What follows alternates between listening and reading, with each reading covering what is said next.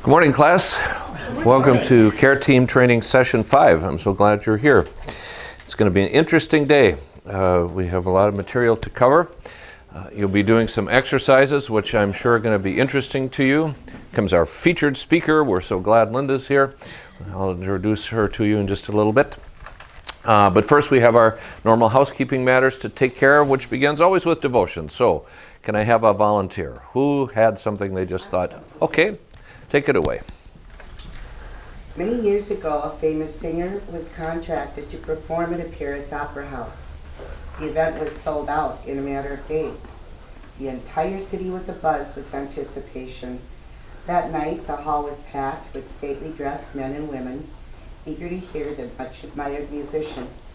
The house manager took the stage and announced, "Ladies and gentlemen, thank you for your enthusiastic support.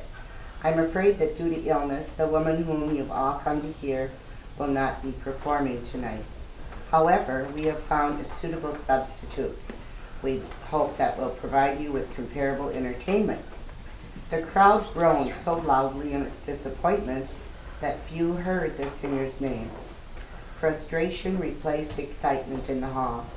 The stand-in singer gave everything she had, but when her performance was over, she was met with an uncomfortable silence rather than applause. Then, from the balcony, a child stood up and shouted, "Mommy, I think you're wonderful." The crowd immediately responded with a thunderous applause. Once in a while, we each need to hear somebody say, "I think you're wonderful." Why not be that person who gives that kind of word of encouragement? And then the phrase that goes along with the story is, "Kind words can be short and easy to speak, but their echoes are truly endless." And then from Scripture in Proverbs, it says, "She opens her mouth with skillful and godly wisdom, and in her tongue is the law of kindness." Do you want to hear another one, or should I stop? Probably. This is my favorite. Okay, do your favorite. People don't care how much you know until they know how much you care about them. On a bitter, cold Virginia evening, an old man waited on a path by a river, hoping for someone on a horse to carry him across. His beard was glazed with frost, and his body grew numb before he finally heard the thunder of horses' hoofs. Anxiously he watched as several horsemen appeared. He let the first pass by without making an effort to get his attention. Then another and another. Finally, only one rider remained. As he drew near, the old man caught his eye and asked, "Sir, would you mind giving me a ride to the other side?" The rider helped the man onto his horse, and sensing he was half frozen, decided to take him all the way home, which was several miles out of the way. As they rode, the horseman asked, "Why didn't you ask one of the other men to help you?" "I was the last one." "What if I had refused?" the old man said. "I've been around a while, son, and I know people pretty well. When I looked into their eyes and saw they had no concern for my condition, I knew that it was useless to ask. When I looked into your eyes, I saw kindness and compassion." At the door of the old man's house, the rider resolved, "May I never get too busy in my own affairs that I fail to respond to the needs of others." And with that, Thomas Jefferson turned and directed his horse back to the White House. Wow. Oh, and I have a prayer. Holy and sacred one, thank you for all that you do and all that you have done in creation, to hear the cries of the marginalized and disenfranchised. Loving God, you who created us in your image, thank you for choosing us. Thank you for loving us. Each of us has a name, and your name is the name above all names, Jesus. Teach us today to love as you love, listen as you listen, care as you care. Thanks be to you, O God. Amen. Homework. review. So shadowing, I have talked to some of you already, that's ongoing. If you're having difficulty getting that in before next week, that's okay. It can extend beyond the end of the class. And if you want to do more than one, that is also okay. But I would like you to write a report on each visit that you make and have the person you go with send in their report. So if you need more copies of the form, just let me know. Devotions, we know. Disclosure document, we talked about that last time. So the solos article, you're able to read that. That's going to come up in just a moment. And then the use of prayer, which will come up a little later in our time together. So that was homework. Questions from last time. We talked about those who sometimes get angry with God. Doesn't always happen, probably less common than more common, but it does occur. And then all these administrative matters that our panel addressed. Were there lingering questions from anything that one of those folks said last week? We good? If you weren't here, you were able to watch the video, I hope? Yeah, okay, great. Well then, today's topic, 3 things: solos, prayer, and self-care. We have some guest faculty today, which just thrills me. I'm always happy when that can happen. The first of which is my friend Linda. So, this is your cue. Linda Camp comes to us from a Citizens League project that's just wrapped up. I'll let her talk a little bit about that. I don't think you're going to need this. Well, it is. You're right. It's not wrapped up. In fact, this is part of it. This, in fact, is part of it.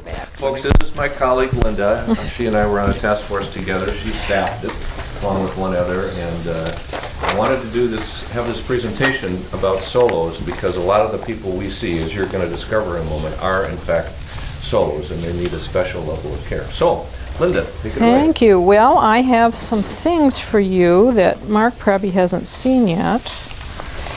Let me pass these around. There should be enough for everybody. And we, as Mark says, we were working on a project that the Citizens League was acting as kind of the fiscal agent. One more? Okay.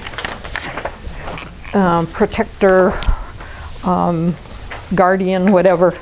And one more. Well, there's lots. There's lots. And so we had a task force that was studying the whole issue of around the fact that there's a very large emerging segment of the population that qualify as solos, and we'll talk a little bit about that. And it's just continues to be a very much of a ground level issue. There hasn't been a lot of work and thinking about the fact that we're in a big bulge, that there's going to be lots more solos around than there have been in the past.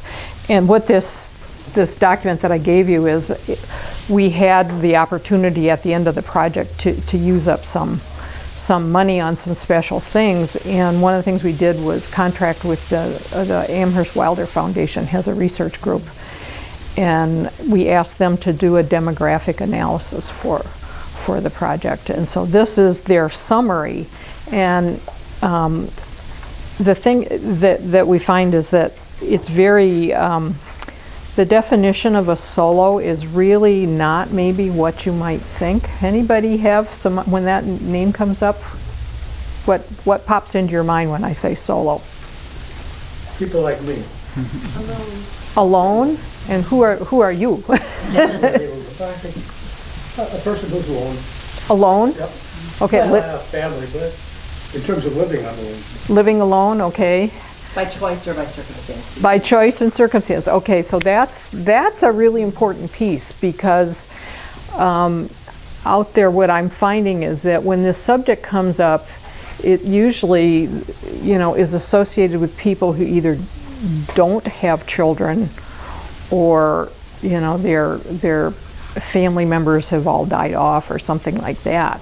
But the interesting thing that's happening is that there are more people out there who are saying, I don't want my family to be involved with support, because it may be a dysfunctional family. The children may live, or wherever they may live, very far away, and it's really hard to count on them for anything. Interestingly, when I'm talking to people, they're saying, you know, I love my kids, but I don't think they could handle my support. Other people are saying things like, I don't want to be a burden on my children. So this choice piece is, you know, the circumstance piece we kind of all get, but the choice piece is the thing that's showing up as really kind of the new piece that isn't being people aren't paying attention to. So if you think about all those categories, how do you count those people? Where do you go look and find out how many people have children who live too far away or who have dysfunctional families? There's just not been any way to really document how many of those folks are around. But the one thing where there is good documentation is people who live alone. And the U.S. Census has consistently tracked that over a period of years. So in this report, what the Wilder Foundation was able to do was to go through a number of years of census data. Yes, you probably should have one. And come up with how many people are living alone. And what we asked them to do is just to take sort of the top three generational cohorts. So it's the Generation X would be the youngest group, then the baby boomer group, and then on the top of the ladder are the folks who are from that greatest generation, silent generation. And those are the people that probably, when you're looking at historically support for seniors, they pretty much has been focused on kind of the oldest of all the populations. But we wanted to get a broader spectrum on who's out there because this baby boomer population is just coming up so rapidly. And you know, more and more people are retiring and turning into that age. And so there's going to be this big bulge of people who are older adults anyway. But what this report suggests is that in Minnesota there are about 16% of people in these three age groups that live alone. And this was based on the most recent data. So it doesn't count all the other pieces in there. That's a pretty large number. 500,000 people in Minnesota are living alone right now in this older, you know, Gen X on up. So that's a big number. I also did a little of my own analysis and went back and took a look at another category and just tried to extrapolate. Well, there are about 17% of people in these age groups that are living in two-person households. Well, when you get into a two-person household, you know that probably that's either a partner or a spouse relationship, might be a friend, but they're probably depending on each other for support. And chances are one or the other of them is not going to be around at some point. So we're now talking about maybe 35% of this older adult population that really are in this solo, might qualify as solos. And so this is not a blip on the radar screen. And as I say, what the genesis for this research project that we were involved in was that there's just not enough attention out there on the fact that there's this big group. And what I want to do today is just point you a little bit about some opportunities that are here and just some help tune you into, so maybe shift your paradigm, give you a little different way of thinking about this. I don't know, do we have a magic marker handy? We've got a flip chart. Oh, there it is.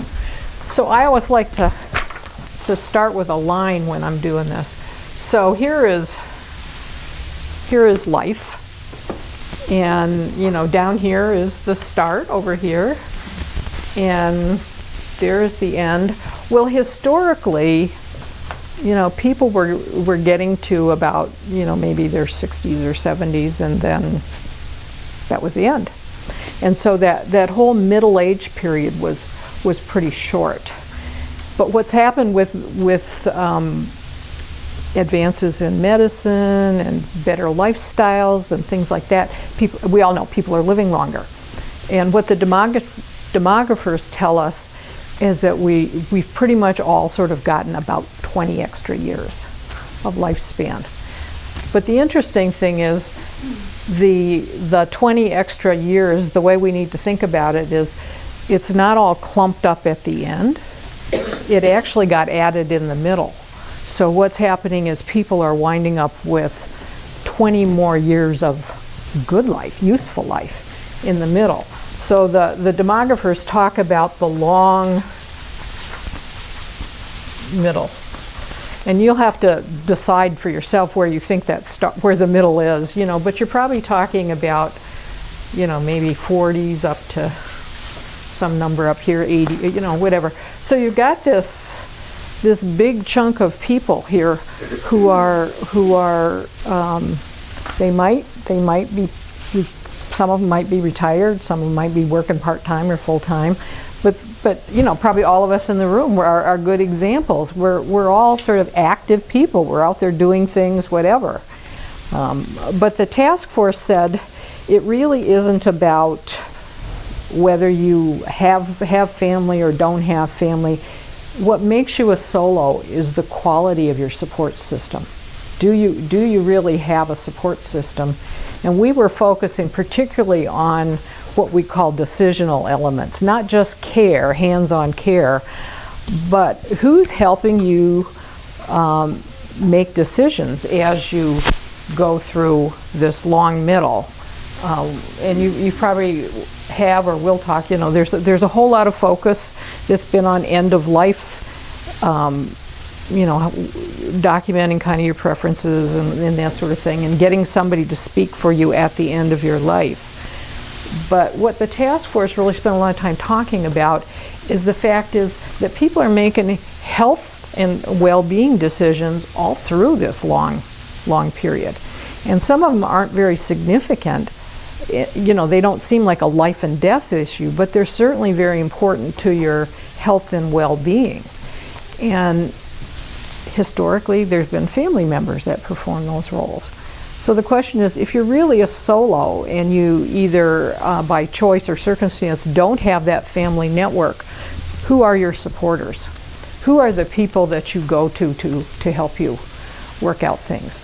And the common example of something that doesn't seem like a big decision, but really is related to health and well-being, is the fact that you might have to go to some kind of medical appointment where they're requiring you to have a person accompany you the entire way. That turns out to be a really huge issue for solos. And so somebody who is postponing a colonoscopy or cataract surgery or knee surgery or any of those things because they don't have transportation, they're actually making a health-related decision that may negatively impact on their health. So one of the messages I want to leave you with today is that when we're talking about being a support system for solos, we're really talking about a lot of little pieces. This isn't just about helping somebody with life and death things. This is little everyday things that really contribute to health and well-being. So does that make sense? So the message, I know that all of you are here because you're willing and able to help be a support to folks. And one of the things that the task force spent a lot of time talking about is the fact that sort of that whole what some people call social capital, your connections with people that you can rely on, that's almost more important than financial capital when it comes to sort of managing your own health and well-being. So the fact that there are people in your environment that you would feel comfortable trusting, that you can spend time with, and that you could count on for some help. So that we all need to have that network of people. And I like to show people about this is historically what I think the model is for sort of this midlife, end of life planning, what they tell you about is, okay, here's the piece, you need your will, you need your power of attorney, and you need your healthcare directive. And what's the glue that makes all these things work? Well, it's usually like one person who's a family member that you go to for everything. And if you need something, then that person sort of steps in and makes it all work. So this is kind of the traditional model. I personally don't think that works really well for anybody, but that's been the model because of the family. And something like 85% of the care and support for older adults is being provided by family members right now. Only 15% is being provided by non-family members. But but those family members that are providing this support, there's very, very good documentation that they're burning out. They're coming up with their own health problems. I mean, you know, they're getting out of work. They're delaying all kinds of things, and there's a very high cost to that traditional model. So with solos, that model doesn't work. So we need to invent another model. And so I think it looks more like this. You know, you still have some of your basic pieces, the will, the advanced care, you know, whatever. But you also need the other lots of little bits and pieces to help you through this whole long middle for your health decision making. And like I say, some of the pieces are just little. You know, there might be one good friend that you can rely on for a lot of things. But what happens if you needed to do some research about, you know, their doctor recommends a procedure or something to you, and you wanted to, you know, do some research and talk to people and, you know, trying to figure it out. Well, maybe you have somebody you could rely on that is really good at researching things, and you feel really comfortable that they would know how to do things. So that researcher role. The navigator is a really important role sometimes for people, and you know, that's kind of like you are confronted with something and you just don't know who to call, and maybe you know somebody that's really good at figuring out how to call up your health provider and get to the right person to answer your questions. So navigators. Advocate is a real important role that is needed for all of us, but you know, particularly solos who don't have that one all-purpose person. And a story I can tell you that gives you an example of why a solo might need an advocate. I did an interview with one of the businesses that's emerging that provides home care services, and I wanted to find out what their experiences were dealing with solos. And I was talking with this woman, and she gave me an example of an experience that she had come into where there was a woman who had some kind of surgery or something. She was in rehab, and she just wasn't happy with the services and the support she was getting there. And so, being a savvy player, she had her cell phone or something, and she went online and she worked herself out a new plan to get the same kind of support in her own home, and had contacted this care agency and was ready to you know, to kind of move out and go with them and get started. The woman said that the rehab facility refused to give the home care agency the information they needed about some of the treatments and all that kind of stuff. And it wasn't a HIPAA issue. You know, it wasn't that the person had not agreed that the information should be transferred.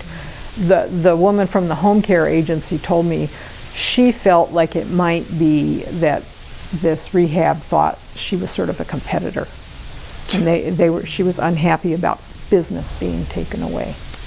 So that's a situation where that very capable solo needed somebody to help her intervene in that situation and be an advocate for her in that situation. So solos are not necessarily people who can't function, can't do things for themselves. You know, they might be perfectly fine in a lot of ways, but still need some support. So the paradigm shift I hope that you can take away from our conversation here today is that there's a lot of people out there who don't look like they need support, who need support. And they may not need big stuff. They might just need a few little things.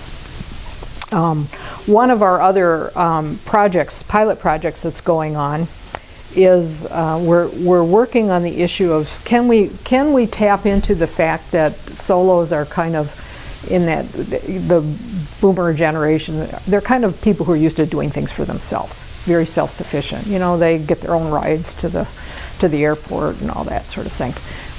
Tap into that and help them build their own support system.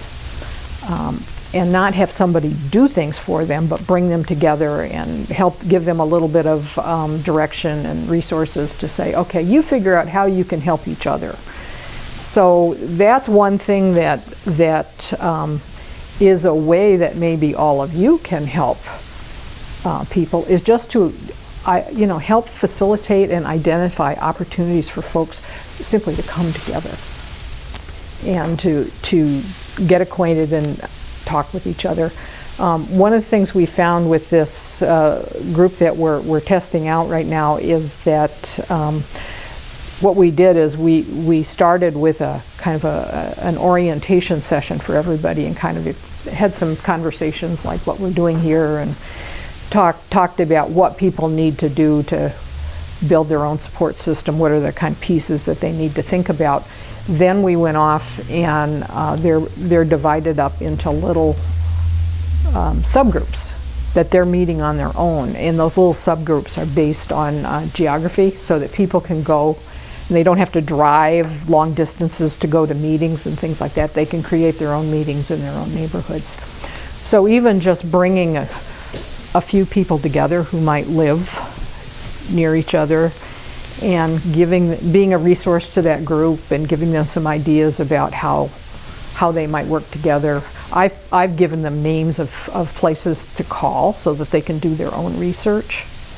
So we're playing around with that, and I'm finding that people have been very willing to collaborate with each other, and they're kind of working it through. But they appreciate the opportunity, or seem to appreciate the opportunity, to find people like them. So, any questions so far?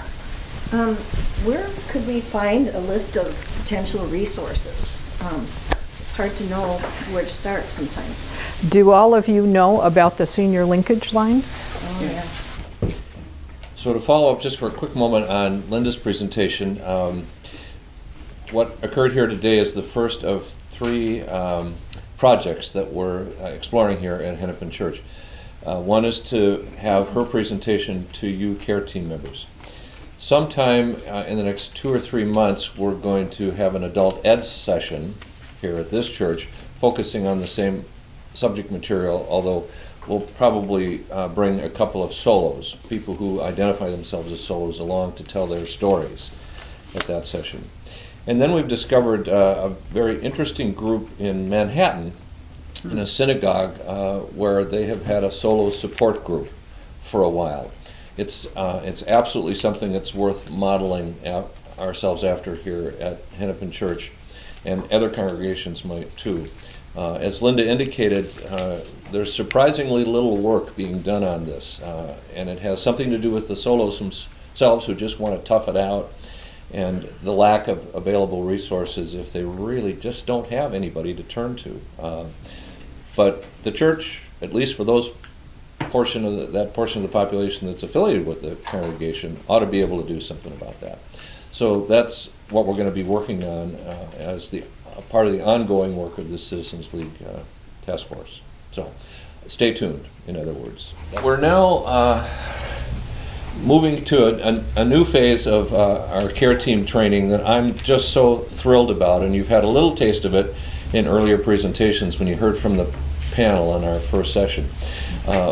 These lectures have, over the past, I've done them, but now we have others who have stepped forward, Ginger and Diane, who are here today to help us walk through this subject of prayer.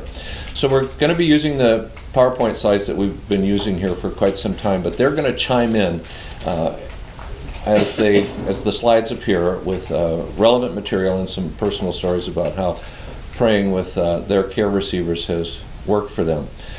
But it's going to start with an exercise, and what I'd like you to do is find a partner that you don't know very well, if at all. So if you had to introduce yourself to somebody today as what is your name, then that may be the person to pick.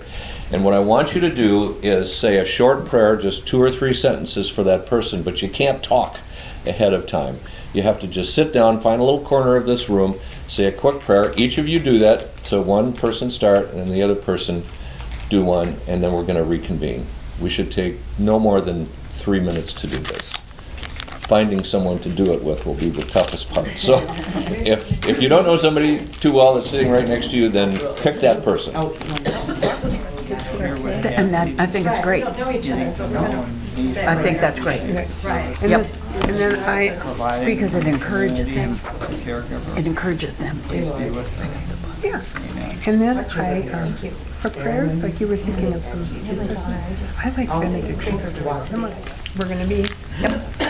Okay, thank you. You're going to have a chance to do that again towards the end of this session, and it will be easier. I am almost certain it will be easier. So a few thoughts then. When caregivers pray on behalf of others, you give word to what their care receiver might say if they could or would. And there's a good way to get at that we're going to be talking about in just a minute.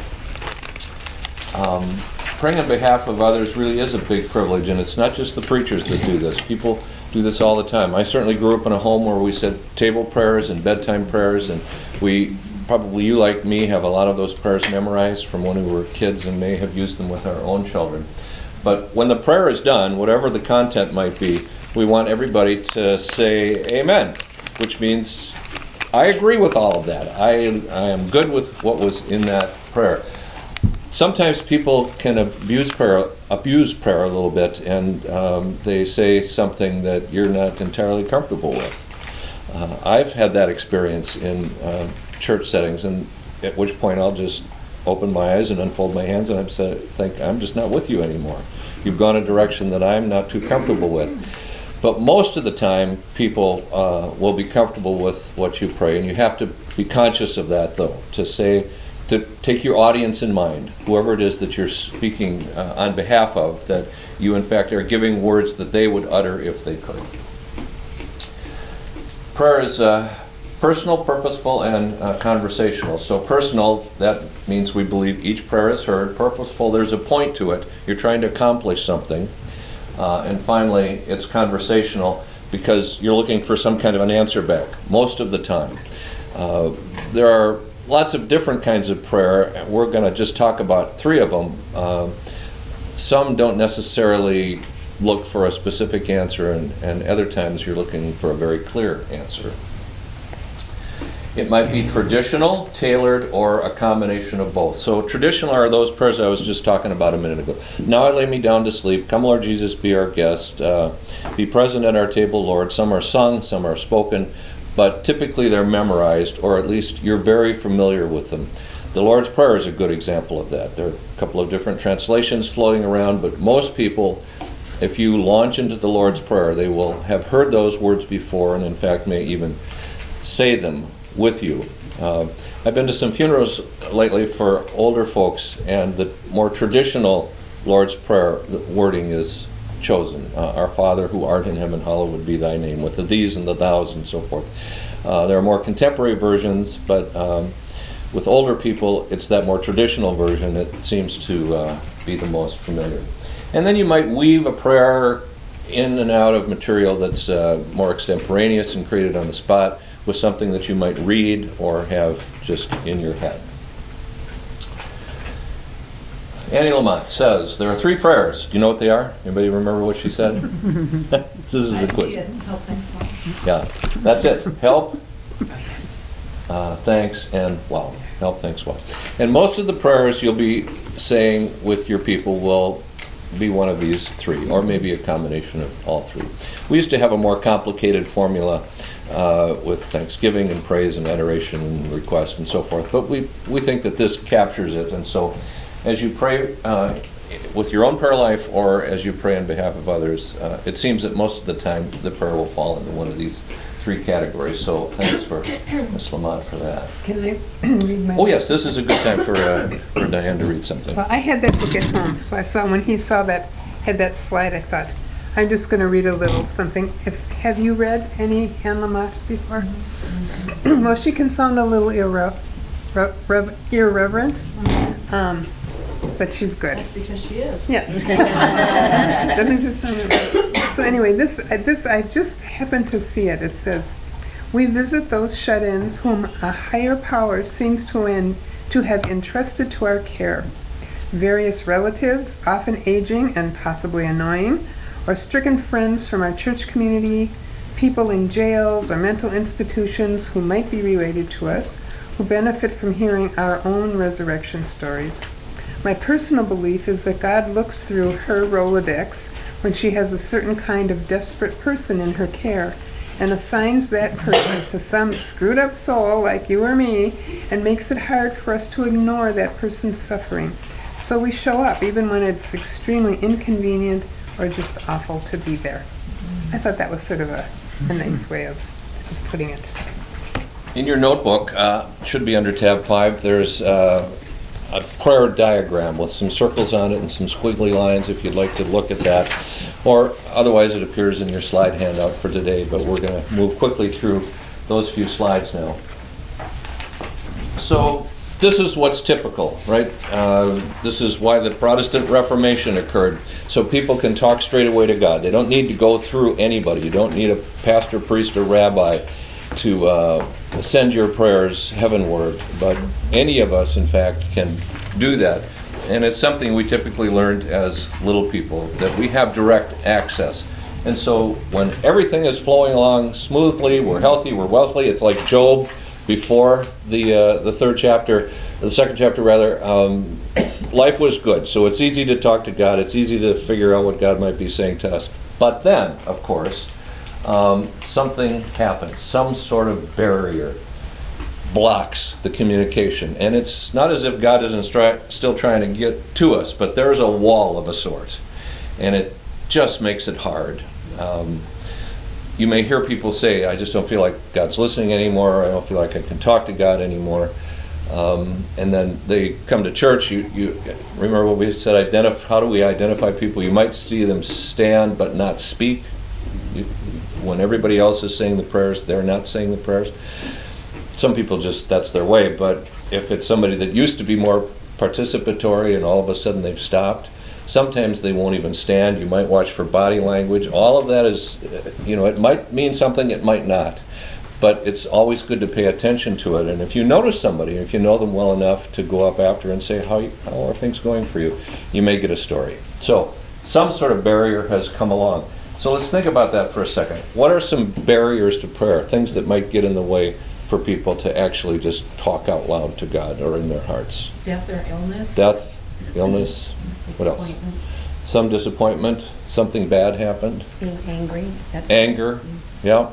Okay, so here's what others have said. Grief, anger, we heard that. Doubt, illness, disappointment, time away from prayer, you just don't feel too practiced with it. You've asked for things and you haven't received them.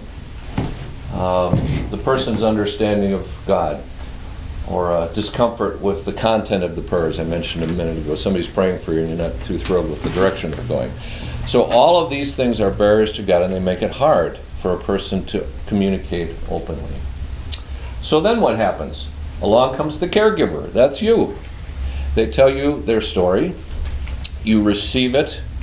And somewhere along the line, you're going to do what we're going to suggest in a minute. You say, would you like to have a prayer?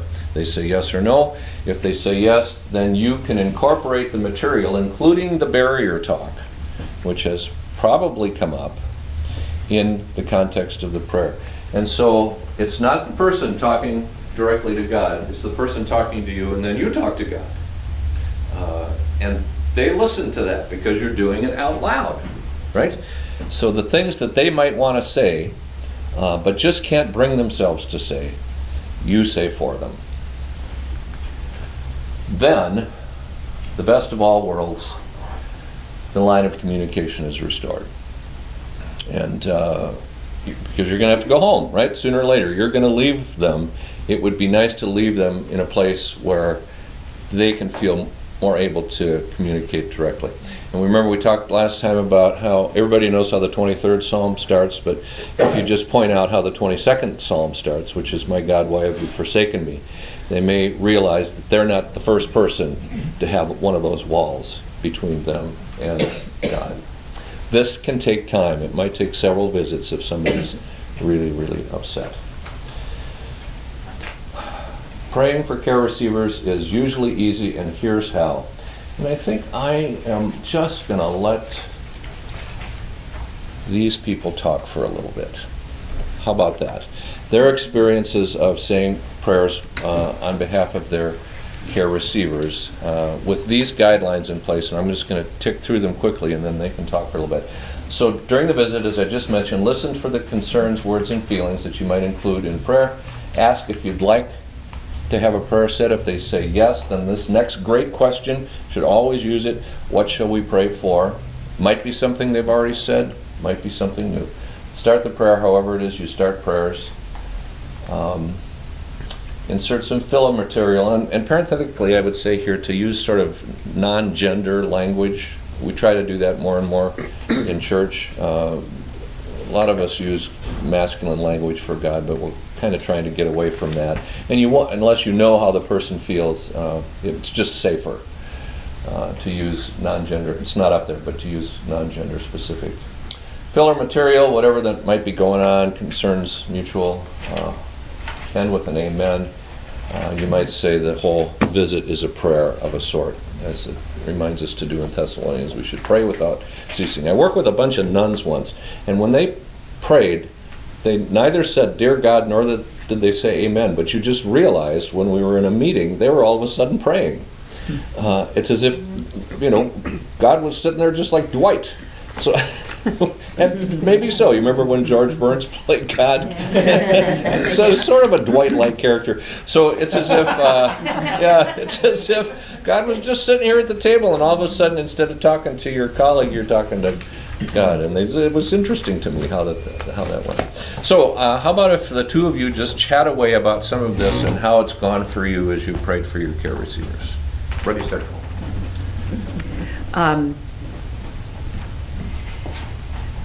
I have asked some of the people that I visit whether or not they like prayer or not, and some have said no, and some have said yes.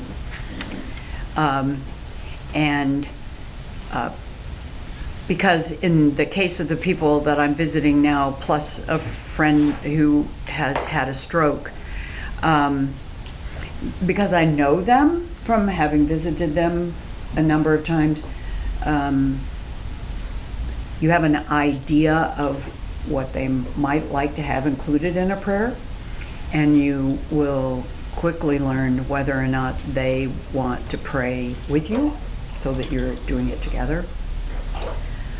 Particularly with one of the people I visit, we hold hands. It's just as natural as rain to hold hands with her.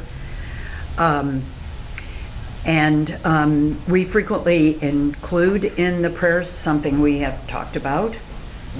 A great deal of it is gratitude. I have, in the case of the woman that I see who has a stroke and cannot speak, I know we share a particular book in common. So I will take this book, this Celtic treasure book, and I'll read something out of there because I know she's got the same book. So I figure, well, she might like to hear that. Ginger, when you say sometimes you pray with, or the other person prays with you, you mean both of you praying out loud? Yep. And Yep. We take turns. How do you manage Yeah. that? And it comes naturally with Virginia. I mean, we just hold hands, and I start, and then she'll or nod or something, and then add something, and then I'll add something. She is full of gratitude as a general form. So I don't have to deal with anger. I don't have to deal with doubt. She's just so full of gratitude that the words just fall out of her. So it's actually a joy to pray with her. I have prayer resources, and I think Diane will say the same. I've got this little book I bought at annual conference one year, Always We Begin Again, and I've always loved this book. I have several more at home. And then Diane and I both happen to both have Anne Lamott's book. When he mentioned he was going to put the slide up, I thought, oh, well, we've got the book. And then I have a friend in choir who writes prayers for choir every week. I have Tom's prayers. I just save prayers. I save the prayers of confession from the bulletins at church, because so often the language is right there, so I have them with me just in case that I want to pick out something. It's a fly by the seat of your pants part. For me, it's not an intentional thing. It's what fits the conversation of the day, what fits, because I do visit someone who is sad. Sad with the decline that she's experiencing. And so you pray differently. Yeah. Well, I share a lot of what Ginger said. I just visit one person, but it's going on 4 years, that we've been doing this. She's wheelchair bound, so she isn't able to come to church often, but she's actually younger than I am and very vital in her mind and all that, but just has a degenerative physical condition. Now, I don't know, Mark, how you're teaching this now, but when I took that training, which was the first round of training, we were sort of told not to do our prayer at the end of a meeting, because that might bring up something that you should, that then is going to lead to extending the conversation. I think use your judgment on that, because my person and I always pray at the end, and it's a really nice way of ending the visit. If that doesn't work for you, do it differently, or ask someone what they want to do. We do the same thing that you do. She's in a wheelchair, so I stand up and we hold hands. We take turns about who's going to go first.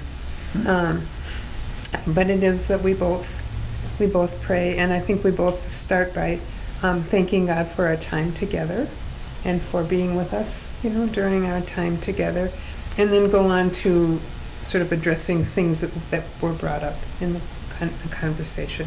There's always thanks for some things, but there are often other things too to bring up that are struggles, and just ask for God's presence. It's a very nice way. I think it's a very nice way to end a session. As far as formal prayers go, we don't do that except on the rare occasion when I bring communion, when I remember to get it at church and bring it with me. And then I use the thing that you will get whenever you do your communion thing. There's a sheet with the communion, abbreviated communion liturgy or whatever. But we usually are just extemporaneous. But something that I also really like are benedictions. And a benediction, I think, is like a blessing and a prayer. Maybe Mark knows, I think it's a blessing and a prayer. It's usually at the end of a service. But there are some wonderful ones. And I just have gone on my computer and Googled benediction and got a lot of stuff. I brought something to pass out if people are interested. This is one guy who started out by saying the original benediction, the Lord bless you and keep you, the Lord make his face, that one. And where that comes from, which I didn't know. I thought it was a New Testament thing. It's not. It's an Old Testament thing.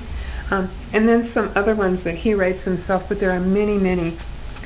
But they're short. They're blessings. I'll just read one short one. It's just a few lines, but it's one that I like because I think, depending on who you visit, unless they're a solo, which I haven't heard about that yet, but they do have people that they are still connected with. They might have children or parents or nieces, whatever, and that they have concerns about them too that they maybe can't address real directly if they're homebound. Anyway, this is a real short one, and it says, may God's Spirit surround you and those whom you love. Rest now in that calm embrace. Let your heart be warmed and all storms be stilled by the whisper of His voice. That's nice. I think it's nice.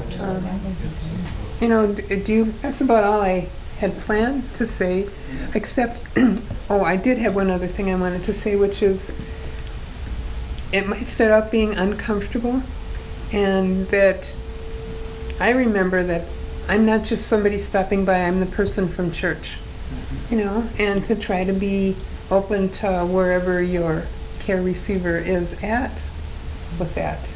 And if you need to stretch yourself a little,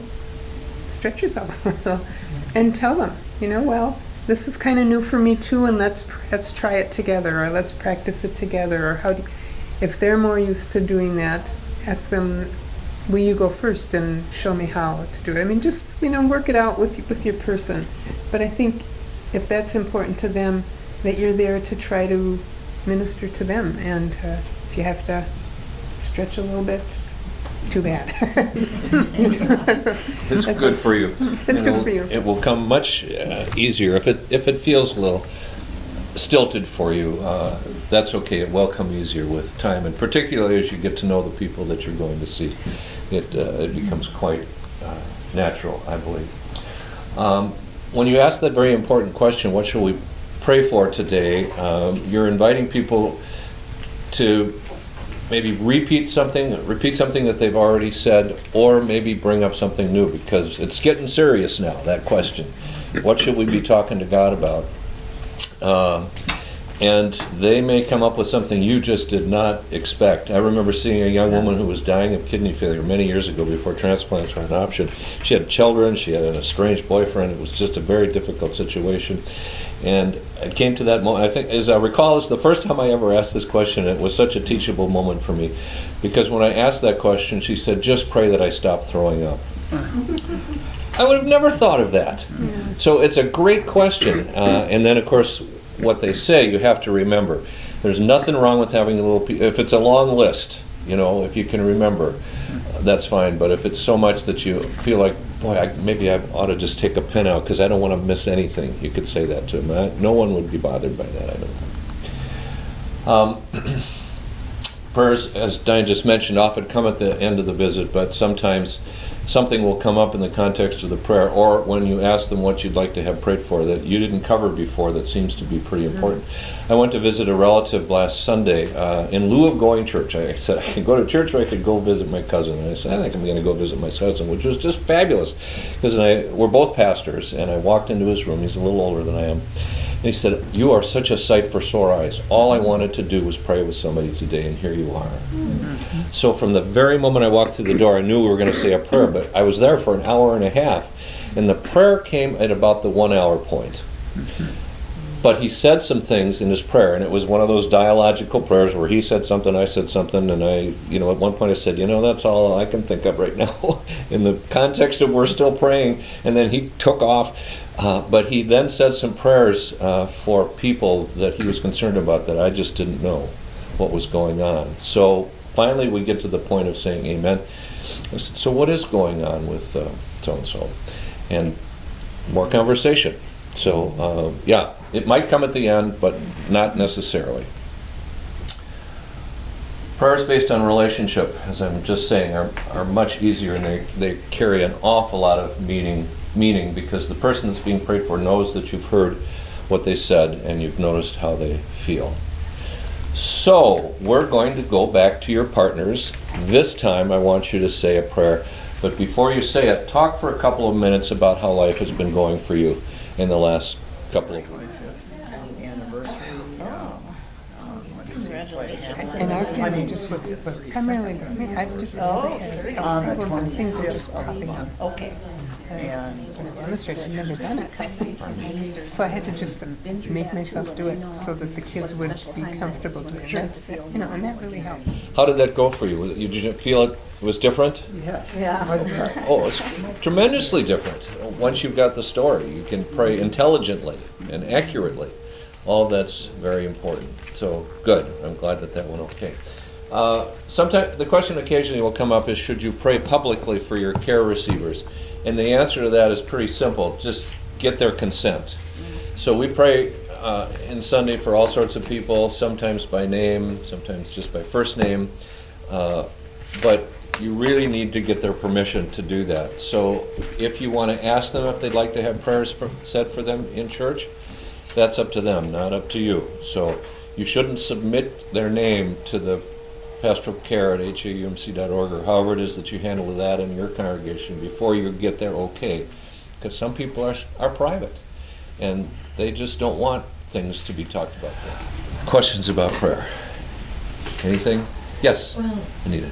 yes, one of the blocks that we mentioned was prayers that are not answered. And then over in this article on prayers, there's a quote here: if two of you agree on earth about anything they ask, it will be done for them by my Father in heaven. Yeah, that's biblical, So- isn't it? Yeah, that's so a Bible how do you verse. address somebody that says, well, my prayers aren't answered. Yeah. And we sure agree about this thing. It's Yeah. one of the head scratchers, isn't it? It's a dilemma. I mean, you always, the line we preachers use is there's three answers: yes, no, or wait. And that waiting part can be pretty frustrating.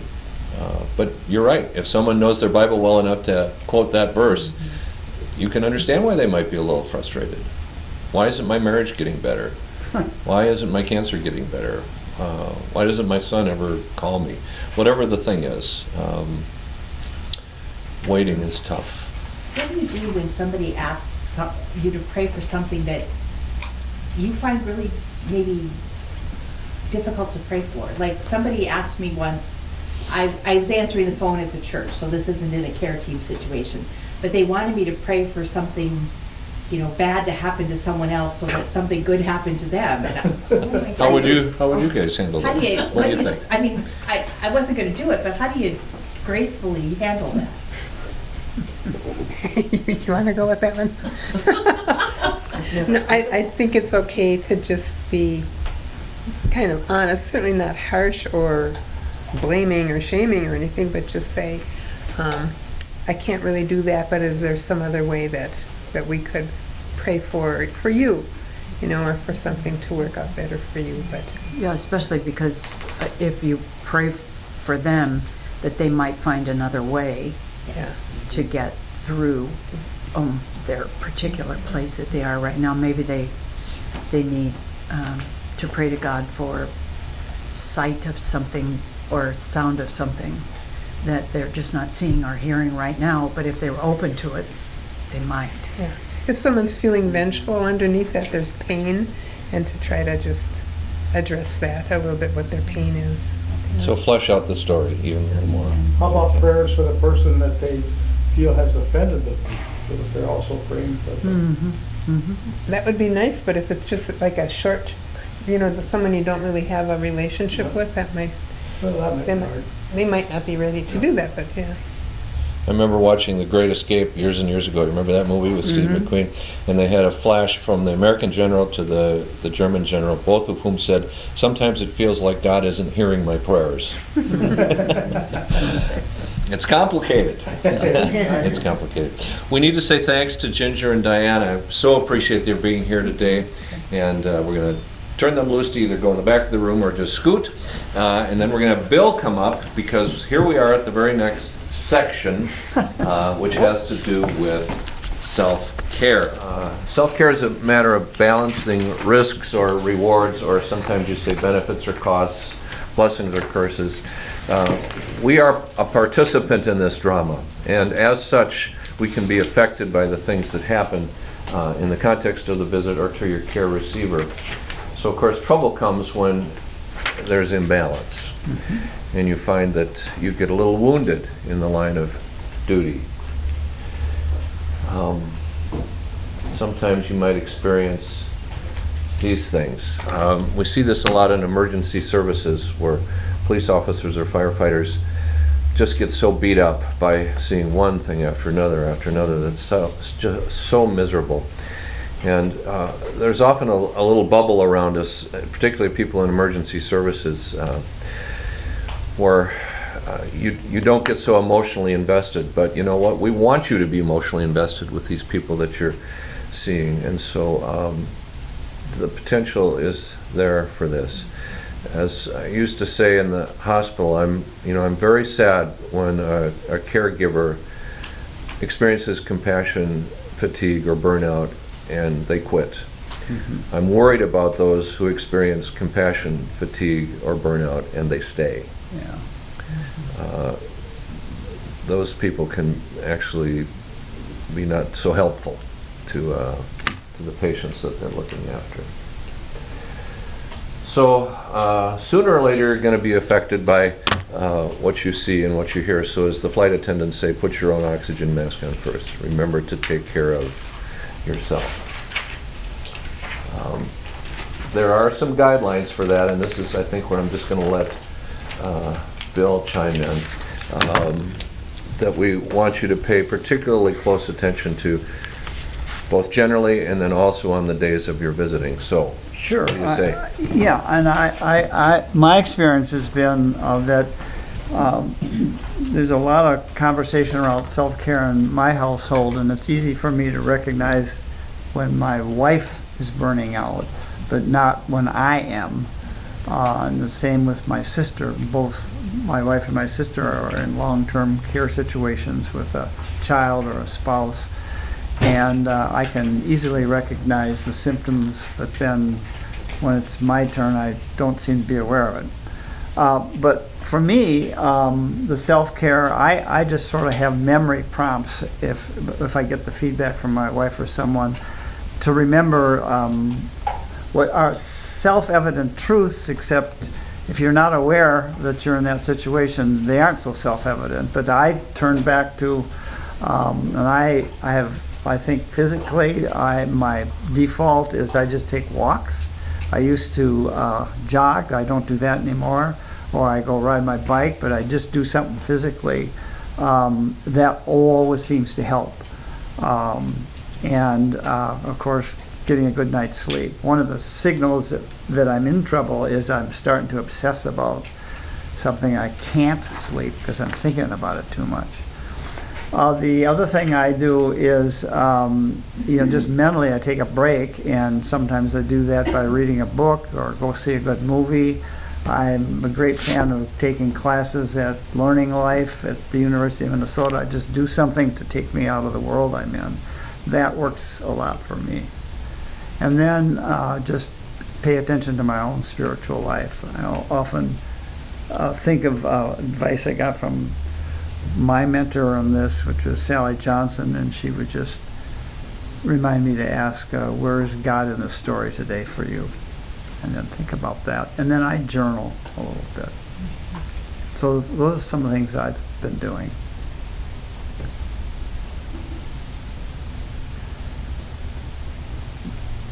What is the reason for telling your own story as a bullet point on this slide? I hope when you see that little line, there's some particular person you're thinking of that you can easily talk to. Someone you trust, someone that isn't going to say, oh, what did you ever get in that situation for? And blame you a little bit for, but someone who will receive your story.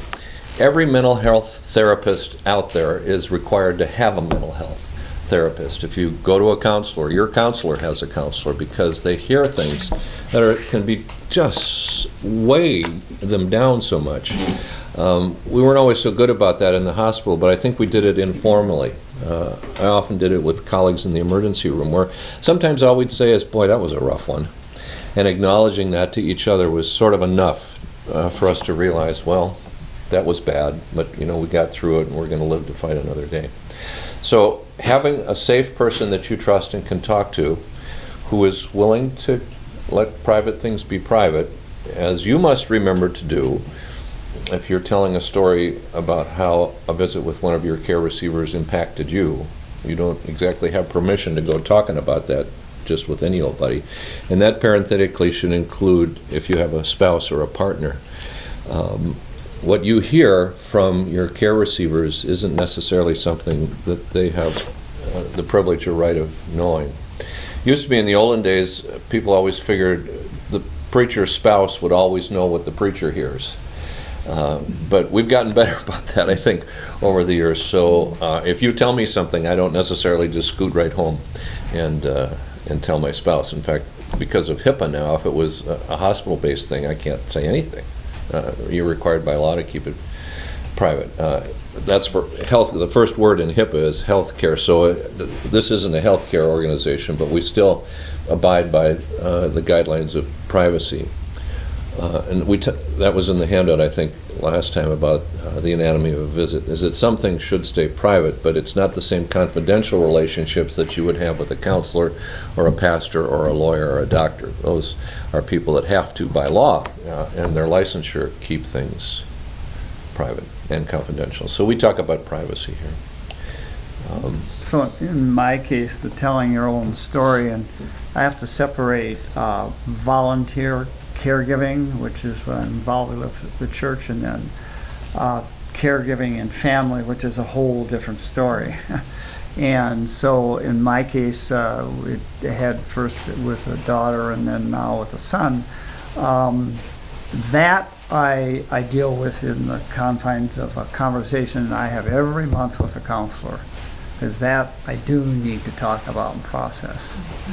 And that really has worked. I've been doing that for 4 years now. So there are informal ways that we look after ourselves, and there are more formal ways, as the one Bill has just mentioned. I, for all of my years of working both in congregations and hospitals, have had two ways of getting home. One was the fast way, and the other was the therapeutic way. When I worked in St. Petersburg, I had the fast way. I just shot up 4th Street, and I could be home in 5 minutes. But there were other times that I would go down by the seashore and the marina and the seagulls and the palm trees and the water, and that took about 10 minutes because I needed to disengage from what I had experienced that day at work before I walked through the front door. I sometimes say beware of the limping dog, because the worker comes home and fusses at his or her spouse, the spouse fusses at the kids, and the kids kick the dog.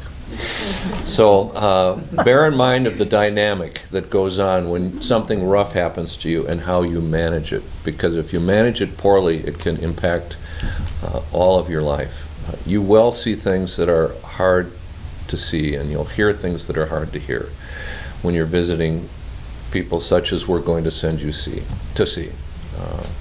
Most of the time it'll be just lovely, most of the time, but when they die, then it's going to get hard. And so bear that in mind, that self-care is really important, and we want you to last for a long, long time in this program. Diane mentioned that she was in the first training group back in 2015 here at Hennepin Church. There were 12 people trained, interesting number church-wise. They're all still with the program. No one has left this program, and I think part of that reason is because we really make a big deal out of this, is that you need to look after yourselves, and we look after each other, because, as I think it's going to say here in a second, you're a member of a team. You're not a lone ranger. Please remember that. And as you've heard off and on, if a visit just isn't going very well, if you're feeling like the dynamics just aren't clicking with you and the person you're going to see, we can switch. We have 18 people now in our team, and we're soon to have 4 more. So there really is help available. For those of you from churches where the program is newer, you'll have to just figure it out until your team gets bigger. But you certainly ought to meet from time to time, and I think informally it probably just happens on Sundays around here. Mm-hmm. Do you think? When you see your fellow team members, because we know who we are. Yeah. So just an occasional "how's it going" with your visits can be a very great thing to ask. All right, so we have a little bit of homework. Oh, also I want to say, and most of the time it isn't your problem. And that's what I would do when I would leave the hospital. Remember, it was very sad that this man died, but he's not my father, he's not my brother, he's not my son. And I can separate, even though you're involved emotionally and sometimes pretty intensely with people, but it's not you. It's not you, it's not your family. Sometimes it'll feel like family.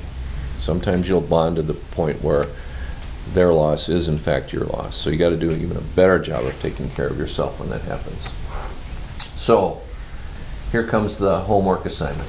What I want you to do is, when you leave here today and go to wherever you're going to go where there are people that weren't in this class, I want you to wait at least 5 minutes, and it might take longer, for somebody there in that place to ask you a particular question. And what do you think that question might be? How's your day? How was your day? There you go. How was your day? Exactly. And whoever asks you that question, remember their name and their face, because if they ask you, then it either has to be that's a part of their regular routine, where you perhaps do that for each other, or they knew you were doing something a little bit different today, so they made a point to ask you. This, for example, is my family, and so we try to do that with one another. And one of those in this picture just died last Saturday, the woman dressed in black, sort of in the right front. And so I'm trying hard to ask her daughters now, sometimes in person and sometimes by email or text, how's it going? Because this is a time of fairly enormous transition for them.